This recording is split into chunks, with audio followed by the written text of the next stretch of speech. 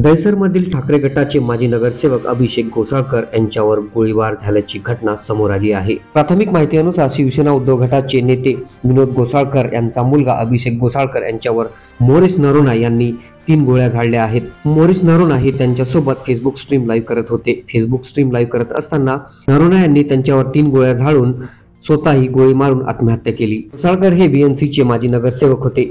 त्यांच्यावर आज गोळ्या झाडण्यात आल्या। अभिषेक हे स्थानिकांमध्ये लोकप्रिय होते। या घटनेने मुंबईसह सर्वत्र खळबळ उडाली आहे। या घटनेचा पुढील तपास पोलीस करत आहेत।